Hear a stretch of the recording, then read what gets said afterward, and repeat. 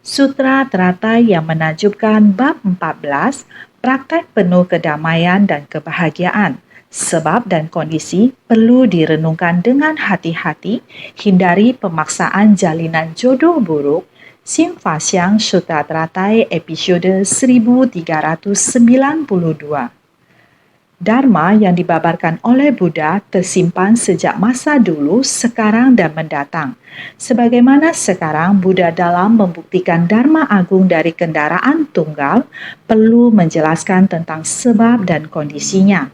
Buddha demi orang-orang berkapasitas unggul menampakkan Dharma agung dari pemadaman dan pembebasan sejati, mengkoreksi para praktisi dari ajaran sementara dan kecil ke arah besar, serta mengungkapkan kebenaran dari kendaraan tunggal. Kita harus bersungguh hati. Dharma yang dibabarkan oleh Buddha tersimpan sejak masa dulu, sekarang, dan mendatang. Dharma semuanya telah ada sebelumnya tanpa awal dan sudah memiliki prinsip kebenarannya. Prinsip-prinsip kebenaran tersebut bukan hanya terdapat pada zaman Sang Buddha saja, namun telah ada berkalpa-kalpa yang tak terhitung jumlahnya. Dimulai dengan tanpa awal, semua Buddha memiliki ajaran yang sama seperti itu dan terus-menerus diwariskan. Ajaran Buddha meliputi alam semesta, namun seiring dengan perubahan zaman, kalpa datang dan pergi, seiring berjalannya waktu, selalu seperti itu. Yang tercerahkan muncul di dunia ini untuk membimbing dan mencerahkan makhluk hidup yang tersesat. Setelah menerima Dharma dan selama jangka waktu tertentu disebut dengan Dharma sejati dan merosot menjadi Dharma mirip, kemudian merosot lagi menjadi kemunduran Dharma. Semua Buddha memiliki ajaran yang sama, mereka semua mengikuti waktu, kalpa, zaman sesuai dengan perputaran siklus yang tak berakhir. Saat ini adalah zaman Buddha Sakyamuni membabarkan Dharma. Dharma yang dibabarkan juga tersimpan. Dharma yang dibabarkan para Buddha di masa lalu juga sama tersimpan. Oleh karena itu, Dharma ini berasal dari zaman kuno, tanpa awal dan akhir, tiada berujung. Dharma tersebut terus berlanjut dalam siklus yang tanpa akhir. Masa lalu berakhir dan siklus dimulai kembali, berulang kembali. Oleh karena itu, sejak zaman kuno sampai sekarang, para Buddha masa lampau membabarkan Dharma ini, dan Buddha masa kini juga membabarkan Dharma yang sama. Bagaimana dengan Buddha di masa yang akan datang? Juga akan sama. Dharma yang dibabarkan akan tersimpan sejak masa dulu, sekarang, dan mendatang. Sama seperti sekarang Buddha Sakyamuni membabarkan Dharma, dia juga membuktikan Dharma agung dari kendaraan tunggal. Perlu menjelaskan tentang sebab dan kondisinya. Hal yang sama, dia juga harus mengajarkan tentang masa lalu. Buddha Dharma dari masa lalu ada berbagai sebab dan kondisi. Pada era tertentu, cara hidup para makhluk, orang suci muncul di dunia demi satu tujuan utama, untuk menyebarkan Dharma. Ada manusia di dunia, maka akan ada kisahnya. Itulah sebab dan kondisi. Sebab dan kondisi muncul di antara manusia, maka akan ada kisah. Kisah tentang sebab dan kondisi. Untuk sekarang dikatakan orang dan masalah. Jika hal ini telah berlalu untuk suatu jangka waktu, maka akan menjadi kisah. Mari kita ceritakan satu kisah. Pada masa lalu, terdapat satu kisah ini. Sesungguhnya, masa lalu itu, di era itu juga disebut sebagai sekarang. Kita di masa sekarang, orang di masa mendatang juga akan menyebut kita sebagai masa lalu. Orang, masalah dan benda di masa sekarang akan menjadi kisah masa lalu bagi orang di masa mendatang. Benar, kisah ini, kisah dapat terbentuk karena adanya sebab dan kondisi. Sebab dan kondisi, maka Buddha mengatakan di masa lalu, sebab dan kondisi yang sangat lama dahulu dan menceritakannya lagi di masa sekarang. Oleh karena itu, Dharma Agung tidak terlepas dari hukum sebab musabab. Segala hukum sebab musabab tidak terpisah dari Dharma Agung kendaraan tunggal. Di era Buddha juga ada orang dan masalah, maka Buddha datang ke dunia demi satu tujuan utama. Satu tujuan utama ini juga tidak terpisahkan dari sebab dan kondisi. Maka Buddha mulai mengajarkan Dharma Agung kendaraan tunggal tidak terlepas dari hukum sebab musabab.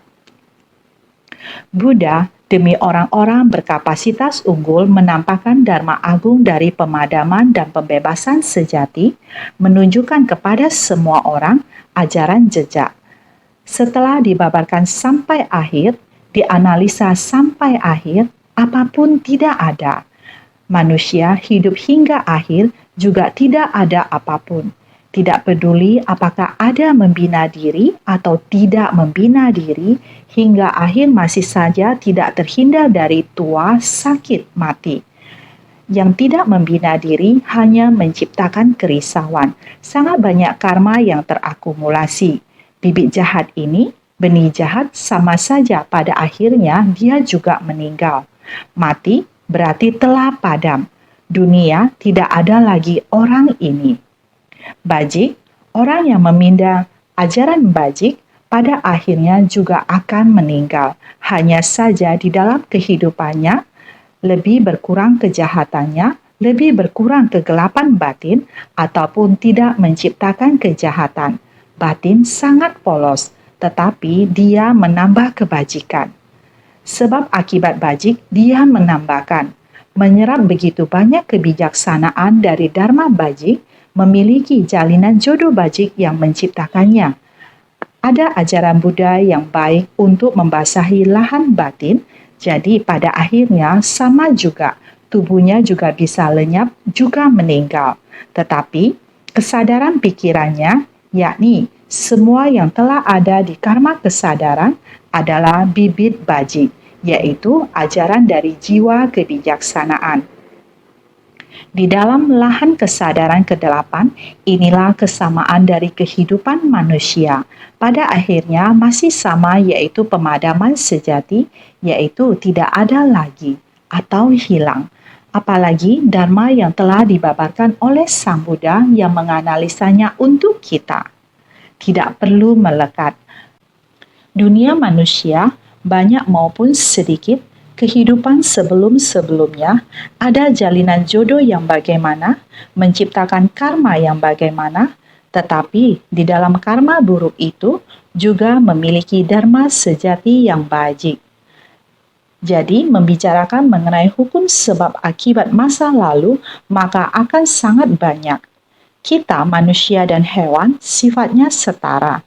Jadi selama masa hidup Sang Buddha, dia mengajarkan tentang banyak sebab dan kondisi dan merangkumnya. Dharma bajik menjadi sebab dan kondisi yang akan kita bawa ke masa depan. Praktek-praktek jahat yang akan membawa kita dampak negatif di masa depan. Jadi, apakah kita menciptakan penyebab positif dan mencapai dampak positif, atau melakukan perbuatan jahat dan memperoleh dampak negatif? Ini semua mengikuti hukum karma. Ini juga adalah kekotoran batin dan ketidaktahuan kita. Ketika menyangkut kekotoran batin dan ketidaktahuan, kita menuai apa yang kita tabur, namun ketidaktahuan ini bisa dihilangkan. Jadi, Sang Buddha mengajarkan Dharma, ajari kami cara menghilangkan kekotoran batin dan ketidaktahuan kita. Karena itu, Buddha menganalisis, pada akhir analisisnya, bagaimana hal yang kita perebutkan semuanya soal ketenaran, kekayaan, status, seks, ketenaran, dan sebagainya. Setelah Sang Buddha menganalisis hal-hal ini, semuanya tidak berarti apa-apa. Pada akhirnya, semuanya kosong. Hanya ada satu hal yang tersisa yang merupakan kesadaran karma kita. Apakah kita sudah menyimpan karma baik atau karma jahat? Karma bajik adalah 6 paramita dan segala prakteknya. Sang Buddha tak henti-hentinya mengumpulkan banyak penyebab. Sepanjang masa demi masa, dia mengumpulkan penyebab dan kondisi karma bajik. tak henti-hentinya mengumpulkan, yaitu benih sebab telah sempurna dan mendekat pada buah pencapaian. Dia mendekati buah ini dengan sangat alami. Ini adalah menjadi makhluk suci dan mencapai buah kebudaan. Sama juga mencapai kondisi kebudaan. Ketika sebab dan kondisi bersatu, ini adalah keberadaan menakjubkan. Prosesnya adalah mempraktekkan jalan bodhisattva yang mengharuskan kita mengenali kekosongan sejati. Betapapun susahnya ketika kita bersumbangsi tanpa pamrih, kita merasa senang dan rela melakukannya. Ini adalah kekuatan ikhlas saya bersumbangsi tanpa pamrih. Seperti pada era Buddha juga ada kisah demikian. Pada waktu lampau, ada seorang ibu rumah tangga yang berkata kepada suaminya, "Keluarga kita tidak mewah, hanya duduk di sini tanpa bekerja, lama-kelamaan harta kita juga akan kehabisan. Kamu harus memikirkan jalan keluar bagaimana kita mempertahankan kehidupan kita." Suaminya lalu menjawab, "Cara seperti apa yang dapat aku lakukan?" Istrinya berkata, "Kamu bisa mengikuti cara nenek moyang dulu keluar untuk berburu." Suaminya juga merasa sebenarnya tidak berguna hanya duduk di rumah. Istrinya menyemangatinya, lalu menyediakan seperangkat alat berburu. Dia pun mengambil peralatan berburunya menuju ke gunung salju.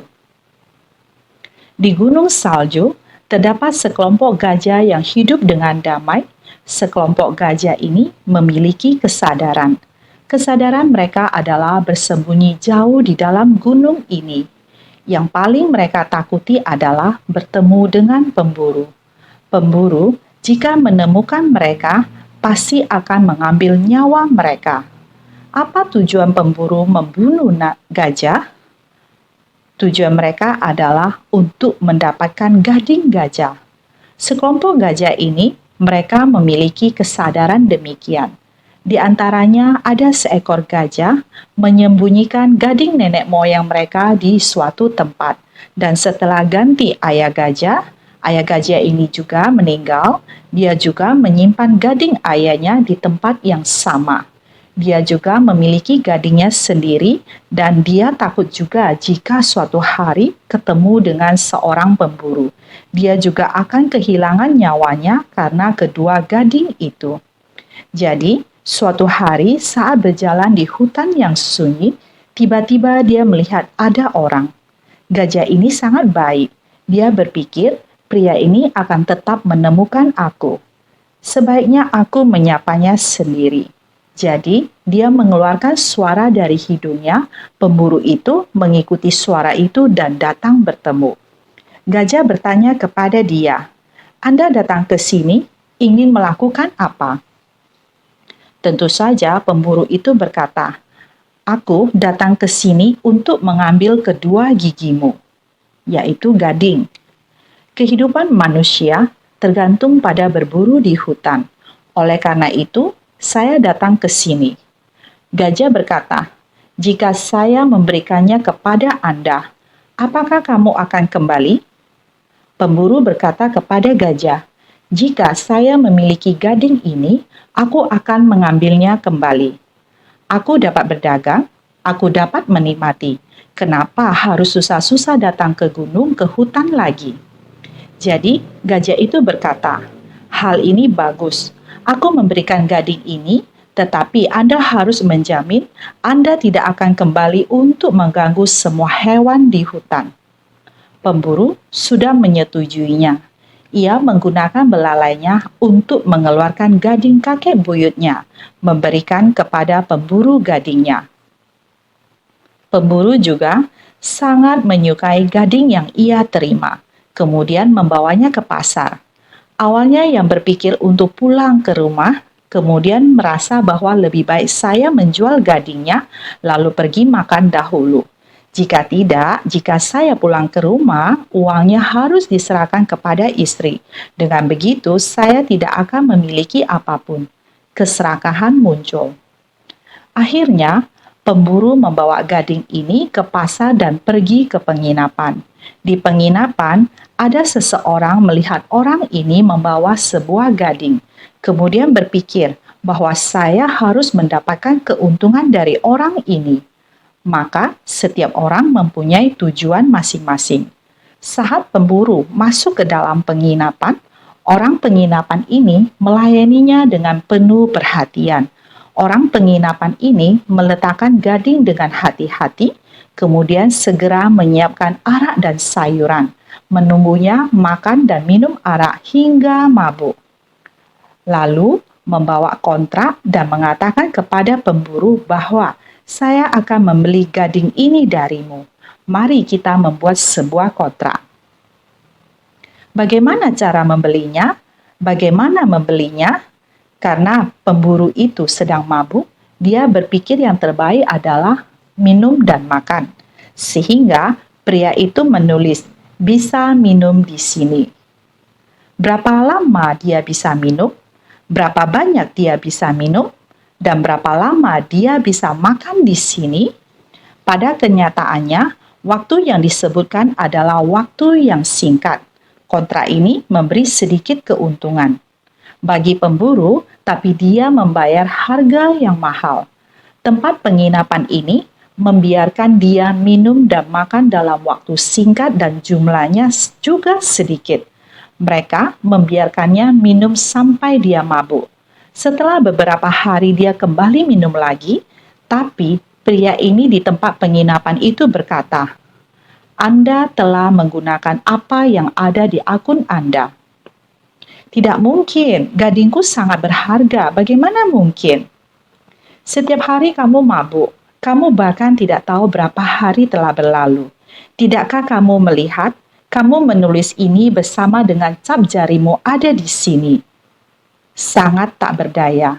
Jadi dia meninggalkan tempat ini lagi.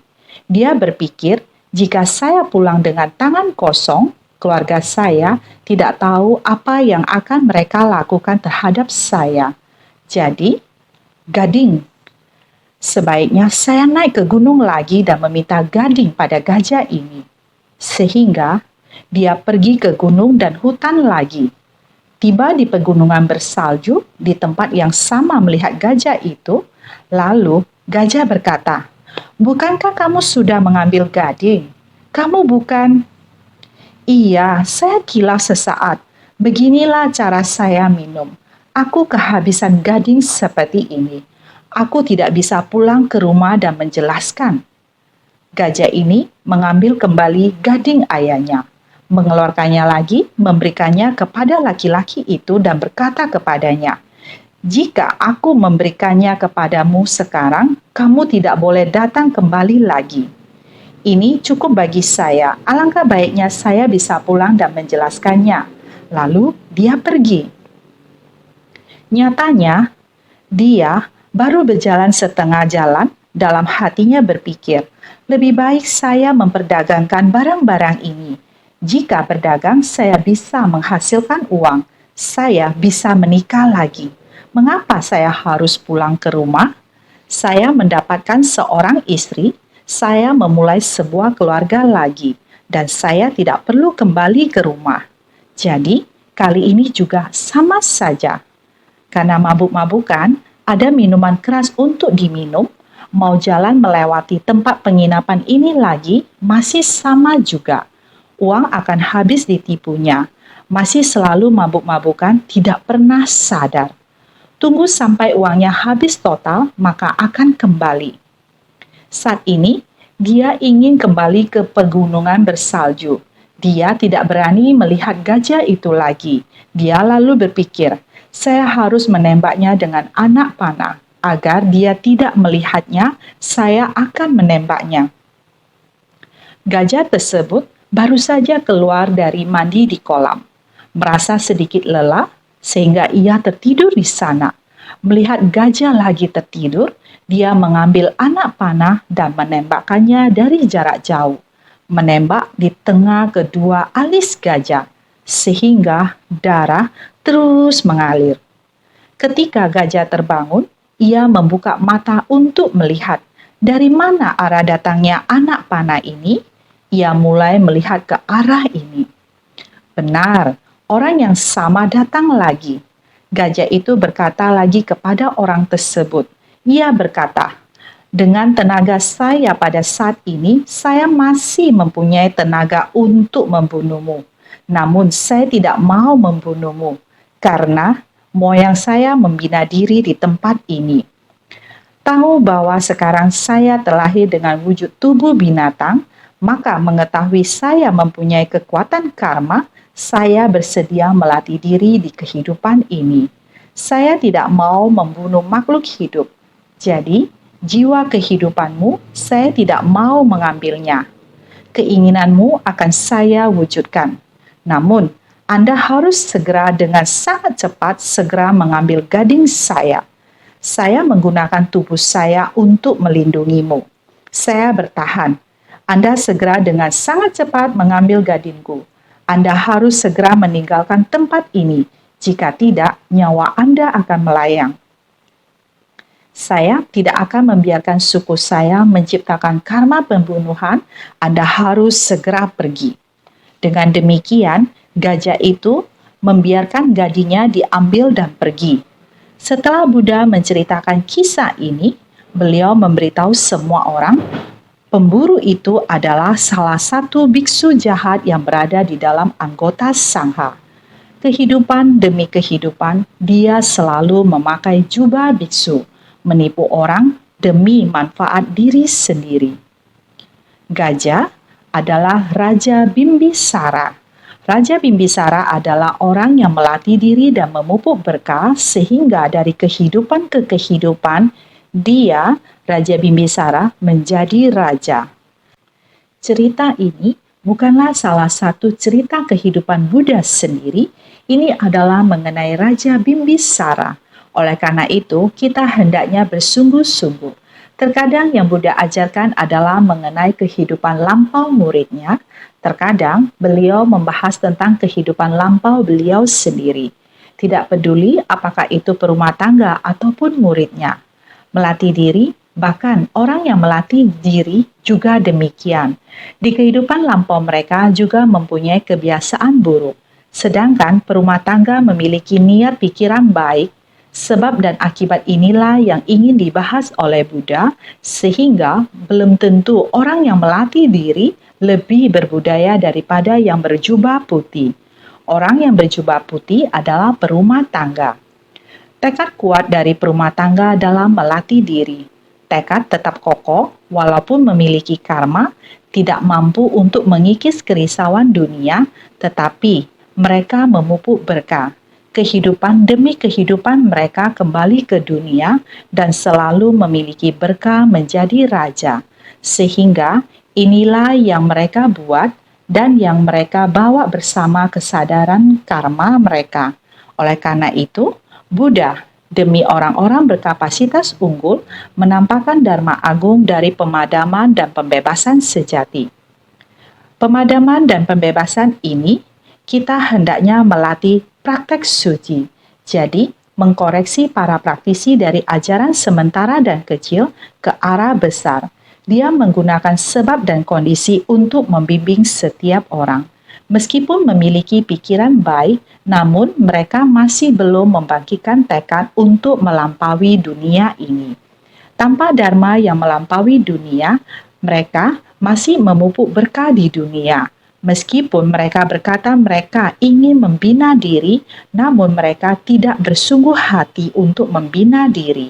Mereka masih jatuh dalam keadaan ini, di mana pelatihan diri mereka masih ada cacat.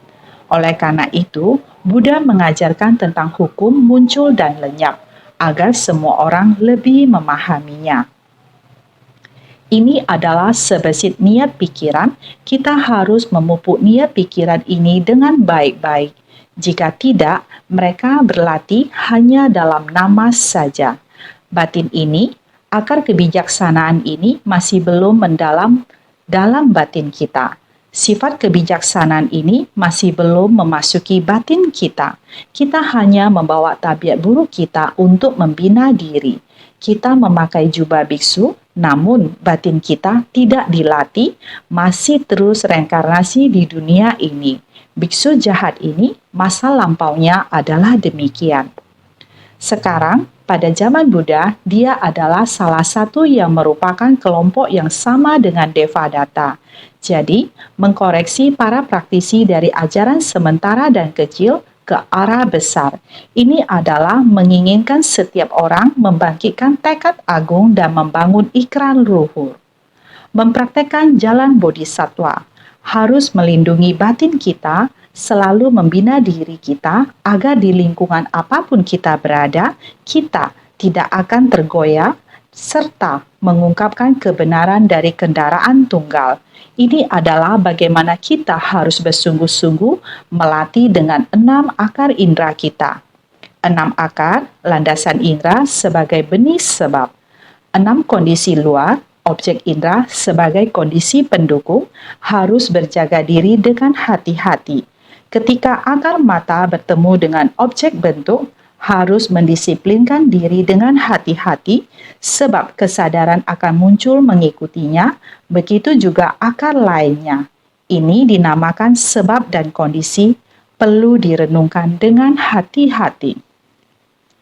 6 akar, landasan indera sebagai benih sebab, 6 kondisi luar, objek indera sebagai kondisi pendukung. Kita harus berjaga diri dengan hati-hati, kita mesti sangat mawas diri untuk menjaga batin kita. Bila tidak, 6 akar indera kita akan terhubung dengan 6 kondisi luar dan muncul niat pikiran dan kita mudah terpengaruh oleh kondisi luar.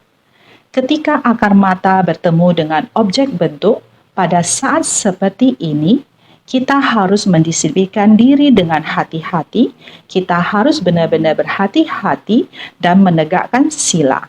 Sebab kesadaran akan muncul mengikutinya, kesadaran ini muncul, begitu juga akar lainnya. Ketika akar indera lainnya, telinga, hidung, lidah, tubuh, pikiran terhubung dengan kondisi luar, dengan sendirinya akan muncul niat pikiran sama seperti orang mabuk. Istrinya memintanya untuk keluar, ia pun keluar. Ia tidak berhati-hati dan muncul keserakaan. Ia pergi dan mendapatkan gading berulang kali dan terlarut dalam kemabukan. Inilah yang terjadi. Ini dikarenakan sebab dan kondisi. Inilah sebab dan kondisi yang mesti kita renungkan dengan sungguh-sungguh. Batin kita harus senantiasa berada dalam pelatihan diri. Kita harus merenungkan dengan baik-baik. Para makhluk yang memiliki kesadaran pada dasarnya setara. Kita adalah makhluk yang memiliki kesadaran. Sebelumnya kita berbicara tentang memiliki kesadaran, artinya semua makhluk hidup memiliki kesadaran. Jadi, kita semua pada dasarnya adalah setara. Demikianlah manusia dan hewan, jadi kita mesti memahami ini dengan sungguh-sungguh. Naskah sutra sebelumnya menyebutkan juga tidak mendekatkan diri pada hiburan membahayakan seperti tinju dan gulat atau nara dan sejenisnya atau berbagai hiburan yang menggunakan ilusi. Sutra Teratai bab 14, praktek penuh kedamaian dan kebahagiaan. Juga tidak mendekatkan diri pada candala serta peternak babi, domba, ayam, atau anjing. Orang yang berburu menangkap ikan atau terlibat dalam kegiatan tidak baik lainnya, sekiranya orang-orang demikian sewaktu-waktu datang, maka babarkan dharma kepada mereka, tetapi tidak menyimpan harapan apapun. Sutra Teratai bab 14, praktek penuh kedamaian dan kebahagiaan. Kita tidak mendekatkan diri pada hiburan yang tidak sehat, juga tidak mendekatkan diri pada candala. Melakukan pekerjaan dari membunuh atau beternak, berburu, menangkap ikan dan lainnya, membunuh tanpa alasan, ini semua adalah perbuatan jahat. Sekiranya orang-orang demikian sewaktu-waktu datang, maka babarkan dharma kepada mereka, tetapi tidak menyimpan harapan apapun. Kita tidak perlu menaruh harapan pada orang-orang ini karena orang-orang ini kadang datang bertanya tentang dharma. Kita juga tidak perlu seketika berpikir, Anda harus berubah. Kita tidak menaruh harapan pada mereka. Jika mereka datang bertanya, kita menjawab. jangan ada harapan apapun. Naskah sutra berikutnya mengatakan, juga tidak mendekatkan diri pada orang-orang yang mencari keserafakaan, baik biksu atau biksuni. Terhadap upasaka atau upasika juga tidak perlu bersalam anjali. Sutra Teratai bab 14, praktek penuh kedamaian dan kebahagiaan. Kita juga tidak perlu banyak interaksi dengan mereka. Juga dikatakan, juga tidak mendekatkan diri pada orang-orang yang mencari keserafakaan, baik biksu atau biksuni. Hanya ingin mendengar saja, tidak ada keinginan benar-benar berlatih diri, maka kita juga tidak mendekatkan diri pada orang-orang ini. Juga tidak mendekatkan diri pada orang-orang yang mencari keserafakaan, baik biksu atau biksuni. Merujuk pada biksu dan biksuni yang mencari buah dari kendaraan kecil, para praktisi dari dua kendaraan, mandek dalam kekosongan dan keheningan, tidak mau membangkitkan tekad luhur jika mendekatkan diri pada mereka akan membuat jauh dari kebodian. Jadi, para monastik yang mencari buah dari kendaraan kecil hanya mau mendengarkan dharma, tidak berani untuk mempraktekkan ajarannya. Praktisi dua kendaraan mengacu pada para pendengar praktekya Buddha. Mereka terjebak dalam kekosongan dan keheningan. Yang mereka kembangkan hanyalah praktek kekosongan dan keheningan. Orang-orang ini tidak akan maju. Jadi, kita tidak boleh mendekati mereka. Orang-orang ini tidak mau membangkitkan tekad luhur jika mendekatkan diri pada mereka akan membuat jauh dari kebodian. Jadi, kita seperti ini, kita tidak akan maju dalam aspirasi spiritual. Di jalan Bodhi, terhadap upasaka atau upasika juga tidak perlu bersalam anjali. Para pria dan wanita berbudi yang merupakan praktisi kendaraan kecil dalam 4 kelompok murid dikarenakan memiliki jalan tidak sama, tidak perlu berdebat, saling bermusuhan, atau bersalam anjali pada mereka. Ini adalah terhadap upasaka atau upasika yang merupakan praktisi kendaraan kecil dalam 4 kelompok murid. Mereka hanya mencari untuk mendapatkan. Saya memberikan persembahan dengan harapan mendapatkan berkah. Kita tidak perlu banyak berinteraksi dengan orang-orang ini. Jalan kita berbeda. Orang-orang yang mencari imbalan hanya ingin mendapatkan ladang berkah. Mereka tidak benar-benar ingin menolong orang lain dengan berbuat baik. Mereka hanya mencari berkah 3 mestika sebagai imbalannya. Tidak mudah untuk mengajari mereka. Jadi, jika jalan tidak sama, kita tidak perlu membuang waktu di sana. Sekiranya mereka berada di dalam kamar atau tempat untuk meditasi berjalan atau aula pembabaran dharma, jangan berdiam di sana bersama mereka. Sekiranya sewaktu-waktu datang, babarkan dharma sesuai kondisi dan kapasitas mereka, tetapi jangan menaruh harapan apapun. Sutra Teratai bab 14, praktek penuh kedamaian dan kebahagiaan. Sekiranya mereka berada di dalam kamar atau tempat untuk meditasi berjalan. Sekiranya mereka berada di dalam kamar ataupun tempat untuk meditasi berjalan atau aula pembabaran dharma, jangan berdiam di sana bersama mereka sebisa mungkin. Kita ada metode pelatihan diri kita, jadi sekiranya sewaktu-waktu datang, babarkan dharma sesuai kondisi dan kapasitas mereka, tetapi jangan menaruh harapan apapun. Penggalan naskah sutra ini kedengarannya sangat mudah. Berada di dalam kamar adalah di dalam tempat berdiam bersama.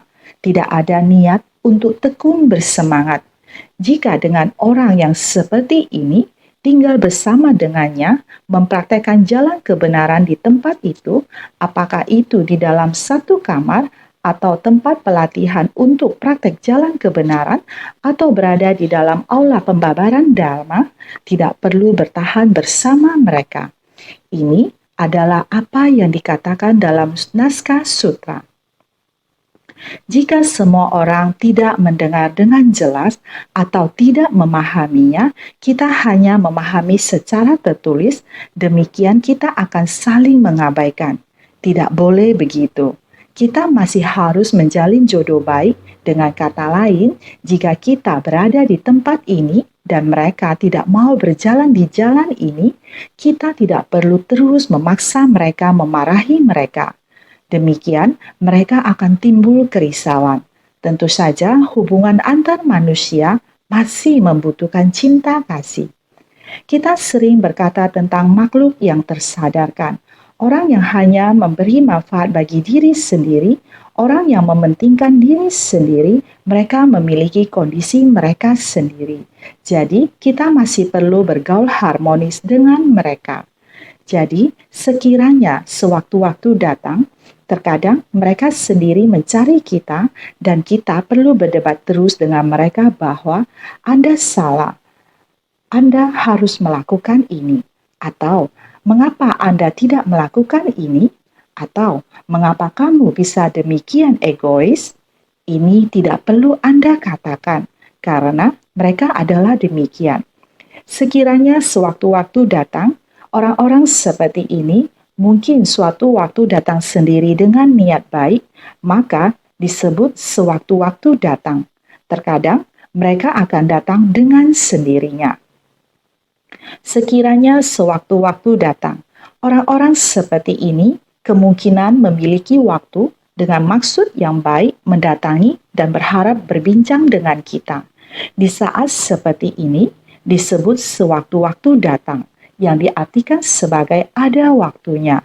Babarkan Dharma sesuai kondisi dan kapasitas mereka, tetapi jangan menaruh harapan apapun.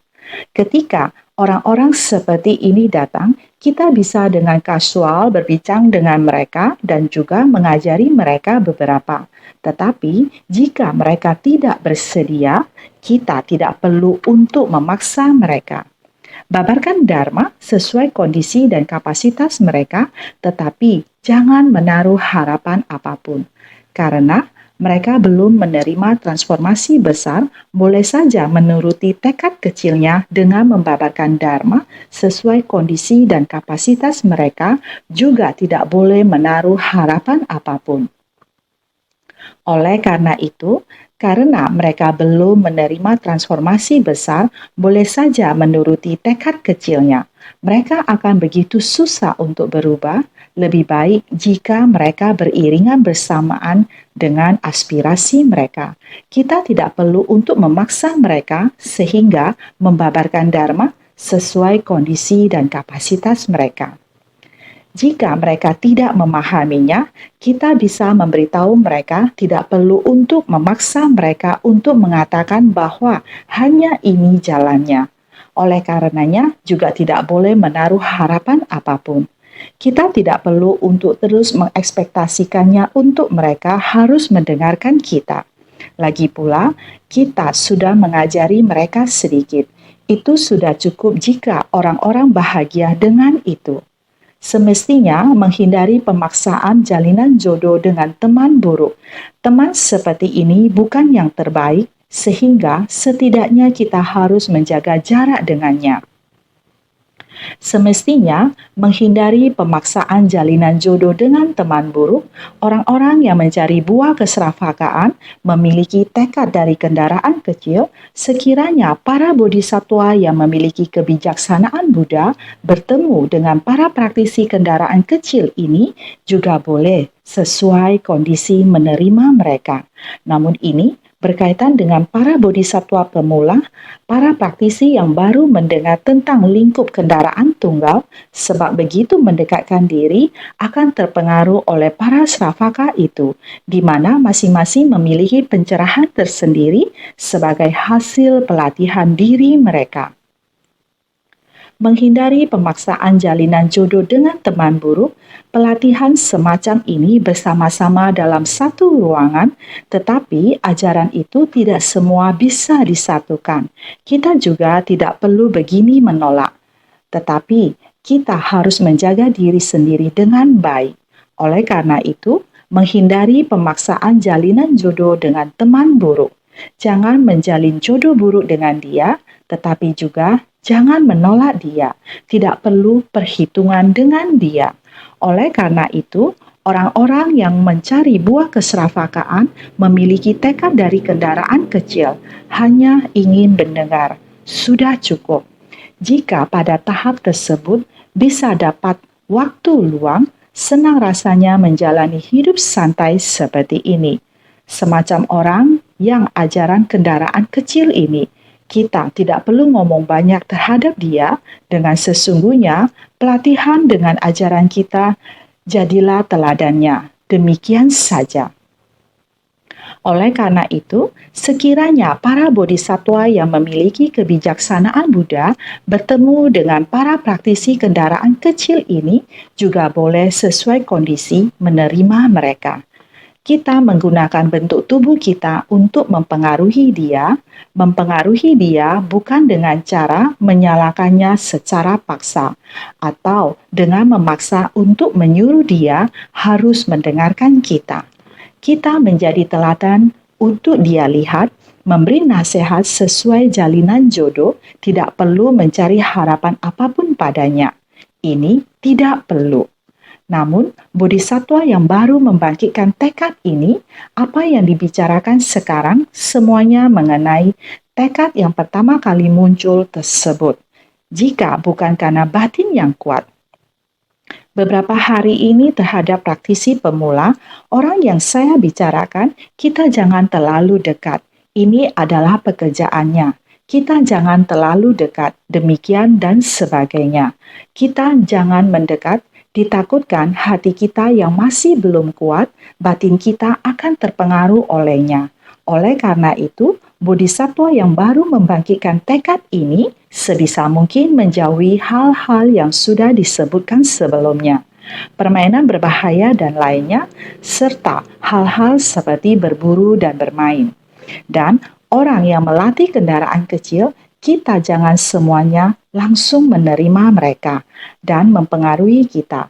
Hati kita yang baru mulai membangkitkan tekad awal ini untuk membina diri, jadi karena dharma kita belum terlalu mendalam, tekad pembinaan diri masih belum kokoh, kita tidak boleh mendekatinya. Jika dalam lingkup para praktisi, pelatihan diri mereka lebih ke arah kendaraan kecil, memberi kebaikan pada diri sendiri. Mereka menolak ajaran kendaraan besar. Sebelumnya, kita telah membahas hal ini. Di dunia kekeruhan yang jahat, para biksu juga melatih diri. Tetapi mereka tidak bersedia menerima ajaran kendaraan besar. Jadi, mereka membantah dan menolak. Mereka memfitnah orang yang benar-benar mempraktikkan ajaran kendaraan besar. Semestinya semua orang masih ingat.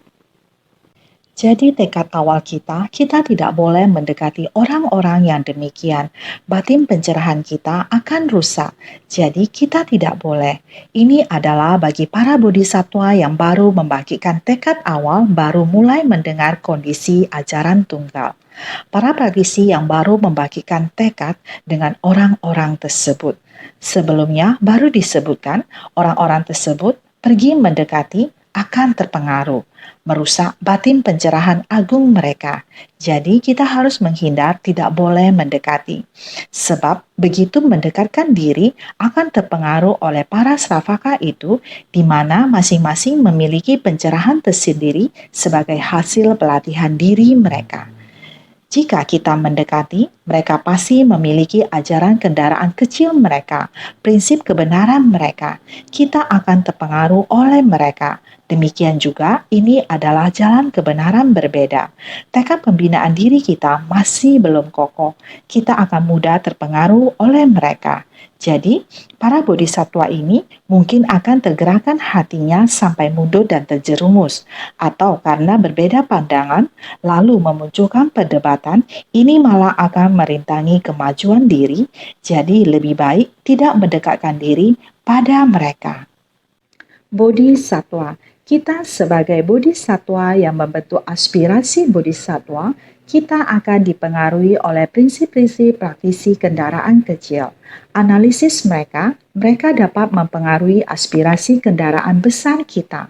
Aspirasi kita akan berkurang Karena praktisi kendaraan kecil, harapan terbesar mereka adalah menghindari orang banyak, mengkultivasi diri sendiri, melenyapkan kekotoran batin. Mereka tidak mau berbaur dengan masyarakat. Jadi, mereka tidak mau mempraktekkan kendaraan besar. Dalam bab keyakinan dan pemahaman sebelumnya, Subhuti dan keempat tetua, Subhuti, Mahakasyapa, Mahabisu Katyayana, Mahamaugalaliana, bukankah mereka keluar dan bertobat? Di masa lalu, mereka berlatih demi memberi manfaat bagi mereka sendiri. Karena khawatir akan hati bergejolak, mereka tidak bisa pergi ke tengah masyarakat. Jadi, mereka ingin menghindari masyarakat. Saat ini, kita membentuk aspirasi kendaraan besar. Jika kita tidak menghindari dharma kendaraan kecil, mungkin kita akan mudah terpengaruh olehnya. Inilah sebabnya mengapa membentuk aspirasi kendaraan besar sangatlah sulit.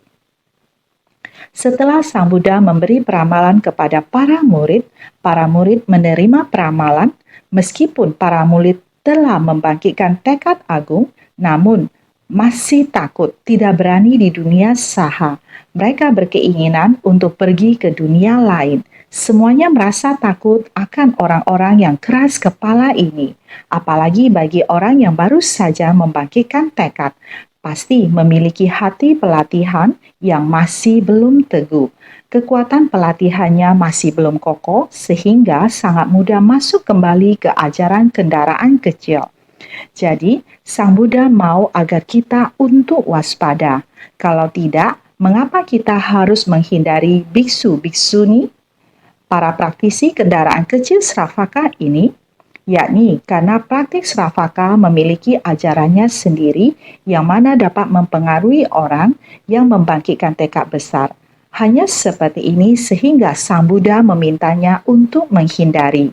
Inilah alasan mengapa orang yang baru saja membangkitkan tekad besar harus menghindari mereka. Praktisi kendaraan besar seperti kita jangan menaruh harapan di atas mereka, sehingga kita harus menghindarinya, sehingga karena berbeda pandangan lalu memunculkan perdebatan. Jika ada, dia akan mengatakan prinsip kebenarannya, kita mengatakan prinsip kebenaran kita. Pandangan dan pemikiran ini berbeda. Di sana mungkin saja terjadi perdebatan antar sesama seperti yang disampaikan sebelumnya. Lokayata, Caraka, atau Fama Lokayata, demikian juga ajaran luar juga merupakan sebuah prinsip kebenaran. Juga ada yang sesuai dengan prinsip kebenaran dunia, juga ada prinsip kebenaran yang menentang prinsip kebenaran. Buddha berupaya mencegah berdebat di sana, lebih baik tidak mendekati. Demikian merenungkan, mempraktekkan batin kita yang kokoh.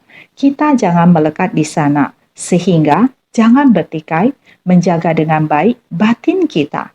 Jika berdebat di sana, menjadi ini malah akan merintangi kemajuan diri, malah akan menghalangi pelatihan diri kita. Jadi lebih baik tidak mendekatkan diri pada mereka. Lebih baik tidak berdebat dengan dia, jangan berdebat. Karena dengan demikian, kita bisa menghindari jangan pergi ke sana. Singkat kata, kita dalam ladang pelatihan harus harmonis. Naskah sutra mengatakan harus menghindari bukan mengucilkan dia, tetapi kita yang menghindari. Sehingga sekiranya mereka datang untuk bertanya tentang Dharma, ketika dia berniat, kita bisa membahasnya dengan mudah. Sekiranya mereka datang untuk bertanya tentang Dharma, hendaknya membabarkannya sesuai kondisi dan kapasitas mereka. Bagaimanapun juga, ketika menyampaikan Dharma menakjubkan dari kendaraan besar ini, setelah mengajarkannya tidak boleh menaruh harapan, pasti dapat diterima oleh mereka. Dia ingin memahami kita mengikuti keinginannya. Demikian berkata kepadanya, mengatakan niat baik kita, pemikiran kita, tetapi juga tidak memaksanya. Jika kamu memaksanya, akan saling tarik-menarik. Kita jangan memaksa. Bagaimanapun juga, ketika menyampaikan Dharma menakjubkan dari kendaraan besar ini, setelah mengajarkannya, kita kembali membahas ajaran kendaraan besar. Asalkan pemikiran kita dipahami dia, jangan berdebat dengan dia. Tidak boleh menaruh harapan pasti dapat diterima oleh mereka. Kita juga tidak memohon dia untuk menerima kita, sehingga terhadap dia jangan ada harapan. Jika demikian, ini yang paling sempurna, sehingga harus bersungguh hati mendengarkan, jangan mengucilkan satu orang pun. Pelatihan diri yang sebenarnya bisa harmonis, hanya saja berbeda pandangan dan pemikiran. Yang harus kamu lakukan, jangan mempengaruhi kamu mempraktekkan jalan pelatihan kamu. Yang saya lakukan, saya dengan pemikiran saya bersedia memberi manfaat kepada orang lain terjun ke masyarakat. Jangan saling mempengaruhi, tidak ada masalah antar sesama. Inilah kesungguhan hati kita sebenarnya sehingga tidak menyimpang. Sehingga harus senantiasa lebih bersungguh hati.